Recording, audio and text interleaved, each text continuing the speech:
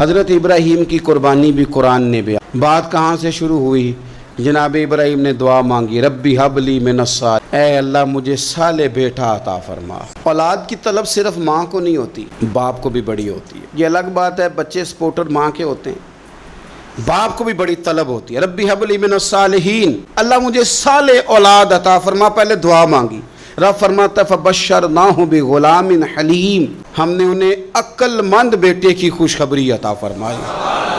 انہوں نے صالح بیٹا مانگا، اللہ نے حلم والا بیٹا عطا کیا، بیٹا مل گیا۔ فلما بلغ معہ السعی، پھر جب بیٹا ان کے ساتھ کام کرنے کے قابل ہو گیا۔ بندہ رات کو تھکا ماندہ گھر آئے نا تو بیٹا تھوڑا سا بڑا ہو جائے تو اس کو چارپائی پہ لیٹا دیکھ کے ابا بڑا راضی ہوتا ہے۔ چلے زیادہ شاعروں نے شان اماں کی لکھی ہیں، اس میں شک کوئی نہیں، انہوں نے نہیں ابا کی طرف توجہ دی، ان کی مرضی ہے، تو زیادہ باتیں اماں کے حق میں ہوئی، پر باپ اور بیٹے کا پیار، بیٹے اور باپ کا پیار، اگر یہ آیتیں قرآن پاک کی کبھی سمجھ میں آ جائیں تو شاید عشق کی ساری داستانیں ختم ہو جائیں۔ بیٹا بھی اپنے باپ سے بڑا ہی پیار کرتا ہے، باپ بھی اپنے بیٹے سے بڑا ہی۔ یہ دعا حضرت ابراہیم نے مانگی، یا اللہ صالح بیٹا دے۔ اللہ نے پھر کہا کہ میں نے خوشخبری دی حلم والے بیٹے کی، فلما بلغ معہ السعی، پھر بیٹا جب ساتھ چلنے کے قابل ہو گیا، قال یا بنی انی ارا فی المنام، کہا اے بیٹے میں نے خواب دیکھی ہے، کیا؟ انی اذبحک، میں تجھے ذبح کر رہا ہوں، فانظر ماذا تری، بیٹے تیری رائے کیا ہے؟ میں نے خواب دیکھ لی، میں ذبح کر رہا ہوں، تو اپنی رائے بتا۔ رائے اس لیے نہیں پوچھی کہ اگر وہ کہیں گے نہ ذبح کرو تو نہیں کریں گے، رائے اس لیے پوچھی ہے کہ لوگوں کو پتہ چلے کہ جس پتر کی تربیت حضرت ہاجرہ نے کی ہے اور جس کی رگوں میں حضرت ابراہیم خلیل کا خون ہے اور جس کی پیشانی میں نور محمدی چمکتا ہے صلی اللہ تعالی علیہ وسلم، ان کے خیالات کیا ہیں پتہ چلے۔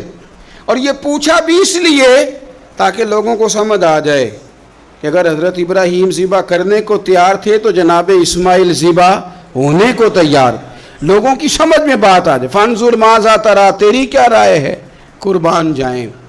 یہ بھی انداز ہے بیٹے کا باپ کے ساتھ، یہ نہیں کہا کہ ابا جی ذبح کر دیں آپ، یہ نہیں کہا، قال یا ابت افعل ما تؤمر، کہا ہے ابا جی آپ کریں وہ جس کا آپ کو حکم دیا جا رہا ہے۔ رب جو کہتا ہے نا آپ وہ میرے ساتھ کر دیں، اگر اللہ کہتا ہے ذبح کریں تو ذبح کر دیں، اگر وہ فرماتا ہے اس کے ٹکڑے ٹکڑے کریں تو ٹکڑے ٹکڑے کر دیں، جو رب کہتا ہے وہ کریں۔ مجھے آپ انشاءاللہ صبر کرنے والوں میں سے پائیں گے، کریں میں تیار ہوں، کریں۔ بیٹا ہے، سالوں کے بعد جناب ابراہیم نے دیکھا ہے، اب وہ اس عمر کو پہنچا ہے کہ وہ کام کرنے کے قابل ہوا، ساتھ چلنے کے قابل ہوا، حکم آ گیا۔ دیکھو ایک مشکل وہ ہوتی ہے کہ تبلیغ کرنی ہے، کافروں کو رستے میں مشکل آ گئی، ایک مشکل وہ تھی کہ کافروں سے لڑائی کرنی تھی تو رستے میں مشکل ہے، یہاں تو کچھ بھی نہیں، بیٹھے بٹھائے رب نے کہہ دیا کرو بیٹا ذبح۔ سمجھ آتی ہے کہ یاری تیری سونا ہے پر ازمائشاں بھی تیریاں اگ، اے سونا پرکھیا جامدہ ہی پہلو نال لگان دے لگ۔ وہ اپنے پیاروں کو نہ بیٹھے بٹھائے بھی امتحان لے لیتا ہے۔ کہا میں تیار ہوں، مجھے صبر کرنے والوں میں پائیں گے۔ فلما اسلم وتلہ للجبین، اللہ فرماتے ہیں جب دونوں حکم ماننے کو تیار ہو گئے تو باپ نے بیٹے کو پیشانی کے بل لٹایا، شیطان بڑا سر پٹایا، دوڑا، میں نے تو گمراہ کرنا تھا آدم کی اولاد کو، یہ کیا بنا؟ اللہ کی رضا کے لیے بیٹا تک قربان کرنے کو تیار ہو گئے، دوڑ کے جناب ہاجرہ کے پاس گیا۔ پتہ ہے آج کیا ہونے لگا ہے؟ پتہ ہے جناب خلیل کہاں لے گئے ہیں جناب اسماعیل کو؟ کہنے لگی سیر و تفریح کے لیے گئے ہیں، یہی ہیں؟ کہنے لگے نہیں وہ تو ذبح کر دیں گے۔ جناب ہاجرہ کہنے لگی کبھی باپ نے بھی بیٹے ذبح کیے؟ ان کا گمان ہے کہ رب کا حکم آیا ہے۔ فرمانے لگی تم مردود شیطان ہے، اللہ کے نبی کا گمان نہیں ہوتا، رب کے نبی کو وحی آیا کرتی ہے۔ دوڑ جائے ادھر سے۔ اگر میرے مالک نے میری گود کا پالا مانگا ہے تو ایک اسماعیل ہے، کاش میری گود میں ہزاروں ہوتے، میں ایک ایک کر کے سارے اپنے رب کے نام پہ قربان کر دے۔ دوڑ کے آیا جناب اسماعیل علیہ السلام۔ پتہ ہے آپ کے والد کہاں لے جا رہے ہیں؟ فرمایا یہیں سیر کے لیے۔ کہنے لگے نہیں، ان کو تو خواب آئی ہے، رب کا حکم آیا ہے، وہ تو ذبح کر دیں گے۔ تو فرمایا ٹھیک ہے، میرے والد ذبح کریں گے تو میں ذبح ہو جاؤں گا، آپ نے میری بات کو سمجھنا ہے۔ پھر حضرت ابراہیم کے رستے میں آیا، کہنے لگا اے ابراہیم، حضرت جبریل تو آئے ہی نہیں، آپ کو تو حکم حضرت جبریل کے ذریعے آتا ہے، آپ خواب دیکھ کے بیٹا ذبح کریں گے؟ روڑے اٹھائے، کنکر اٹھائے، زور سے مارے، وہ دوسری جگہ آ گیا، پھر کنکر مارے، پھر تیسری جگہ آ گیا، پھر کنکر مارے۔ کیا دنیا میں یہ بھی انداز بھی ہے کہ روڑے مارے تو عبادت کا ثواب ملے؟ آپ میری بات کو سمجھنا یار، روڑے مارو، روڑے کون مارے؟ حاجی صاحب مارے، ایک دفعہ مارے، کہا نہیں 3 دفعہ مارو، 3 دن مارو، آؤ روڑے مارو۔ یا اللہ، روڑے مارنا بھی عبادت ہے؟ پتھر مارے، کنکر مارے، فرمایا مارو نا، تمہیں پتہ نہیں نا کہ وہ ذائقہ کتنا ہے جب میرے خلیل نے میری خاطر روڑے مارے تھے، میری خاطر روڑے مارنا بھی عبادت قرار دے دیا۔ صحابہ نے پوچھا یا رسول اللہ، یہ جو ہم کنکر مارتے ہیں جمرات کو، اس کا بھی ثواب ہے؟ فرمایا یہ تو تمہیں میزان عمل میں قیامت کے دن پتہ چلے گا نا اجر کتنا ہے، یہ تو تمہیں تب پتہ چلے گا۔ روڑے مارے حضرت ابراہیم خلیل نے، فلما اسلم وتلہ للجبین، دونوں تیار ہو گئے، باپ نے بیٹے کو پیشانی کے بل لٹایا۔ مفسرین کہتے ہیں خود کہا تھا جناب اسماعیل نے، ابا جی سیدھا لٹا کے ذبح نہ کرنا، ہو سکتا ہے چہرہ دیکھیں تو آپ سے چھری نہ چلائی جا سکے، آنکھوں پہ پٹی باندھ لو، مجھے الٹا کر کے لٹا لو اور میرے ہاتھ پیر باندھ لو۔ بیٹے وہ کیوں؟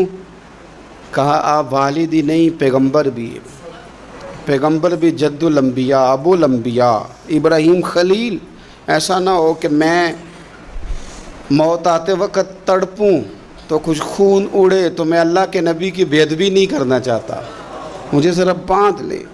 باپ نے بیٹے کو باندھا، چھری پکڑ لی اور گردن پہ چلائی، فلما اسلم وتلہ للجبین۔ آپ کبھی مزہ تو لے ان آیتوں کا۔ دونوں تیار ہو گئے، باپ نے بیٹے کو گردن کے بل لٹا لیا، وَنَادَيْنَاهُ أَن يَا إِبْرَاهِيمُ، رب فرماتے ہیں ہم نے آواز دی اے ابراہیم۔ آپ کبھی دیکھیں کوئی بندہ کام کر رہا ہو تو پیچھے سے کوئی دیکھنے والا آواز، او ٹھہرنا ٹھہرنا ٹھہرنا، ذرا مزہ لے، وَنَادَيْنَاهُ أَن يَا إِبْرَاهِيمُ، اللہ فرماتے ہیں ہم نے آواز دی اے ابراہیم، قد صدقت الرؤیا، آپ نے تو خواب سچ کر دکھایا ہے، اے ابراہیم آپ نے تو خواب سچ کر دکھایا ہے، اِنَّ كَذَلِكَ نَجْزِي الْمُحْسِنِينَ، ہم اسی طرح نیکوں کو بدلہ دیتے ہیں، اِنَّ هَذَا لَهُوَ الْبَلَاءُ الْمُبِينُ، بے شک یہ بڑی آزمائش تھی، بے شک یہ کھلی آزمائش تھی۔ میں نے کہا تھا قرآن کی آیتوں کا بھی مزہ لیا کریں، یہ کھلی آزمائش تھی۔ جب آزمائش لینے والا کہتا ہے آزمائش کھلی تھی اور دینے والے نے سچ کر دکھائی، تو پھر حضرت ابراہیم کی شان دیکھی نا کتنی بلند ہے۔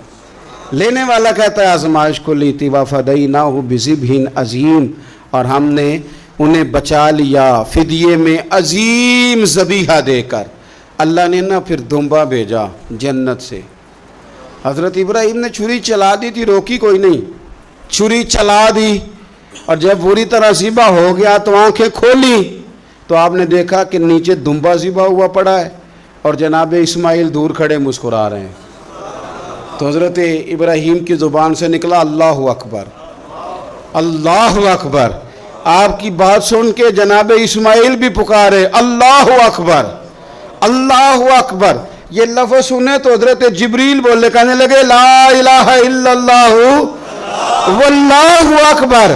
جب انہوں نے یہ کہا تو حضرت سیدنا ابراہیم پھر بولے، کہنے لگے اللہ اکبر وللہ الحمد، اللہ کو یہ لفظ بھی بڑے پیارے آئے.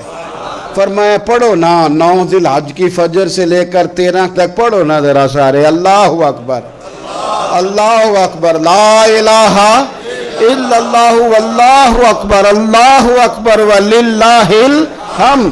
فرمایا یہ پڑھتے رہو. انہوں نے پڑھے تھے مل کے تو مجھے بڑے پیارے لگے.